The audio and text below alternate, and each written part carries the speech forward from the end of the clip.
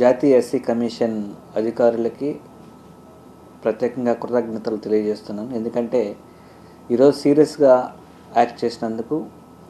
ఆంధ్ర రాష్ట్రంలో కూటమి ప్రభుత్వం అధికారంలోకి వచ్చినప్పటి నుంచి మొదటగా అంబేద్కర్ గారి యొక్క విగ్రహం మీద దాడి చేసే దగ్గర నుంచి కంటిన్యూగా ఎస్సీల మీద దాడులు జరుగుతూనే ఉన్నాయి. నిరంకుశంగా దళితుల్ని అణచివేస్తూ ఉన్నారు.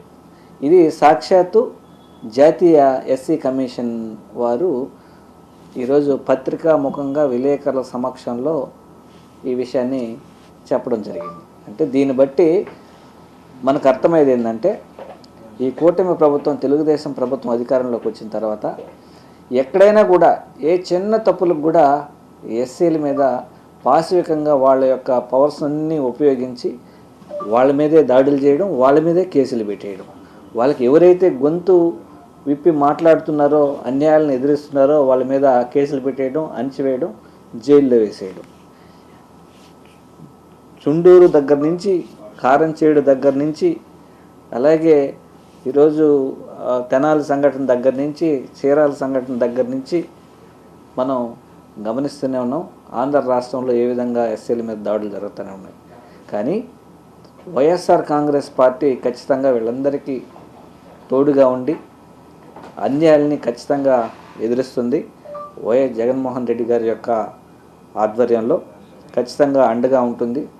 ప్రతి ఒక్కరికి న్యాయం జరిగే విధంగా పోరాటం జరుగుతుంది.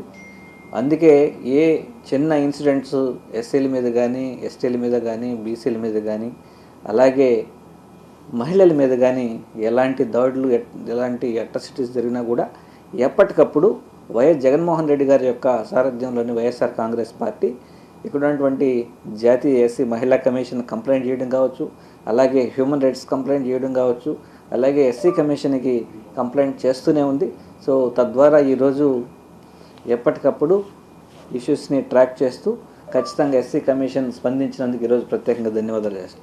ఆశ్చర్యకరమైన విషయం ఏంటంటే, ఈరోజు కేవలం అమరావతి రీజన్లో 85 కేసులు ఈరోజు ఎస్సీ కమిషన్లో పెండింగ్లో ఉన్నాయి. ఎందుకంటే వాళ్ళ యొక్క భూములను లాక్కోవడం బలవంతంగా, అలాగే వాళ్ళకి కాంపన్సేషన్ ఇవ్వకుండా పోవడం, తక్కువ రేటుకి భూములు వాళ్ళ దగ్గర నుంచి లాక్కోవడం, వాళ్ళకి కౌలు ఇవ్వకపోవడం, ఇవన్నీ కూడా ఎస్సీ కమిషన్ దృష్టిలో ఉండడం.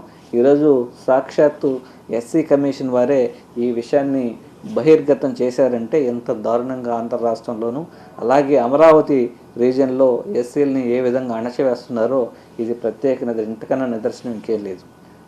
దయవుంచి ఎస్సీ కమిషన్ వారికి వైఎస్ఆర్ కాంగ్రెస్ పార్టీ తరపు నుంచి రిక్వెస్ట్ చేయడానికి, దీని మీద త్వరితగతిన చర్యలు తీసుకోండి.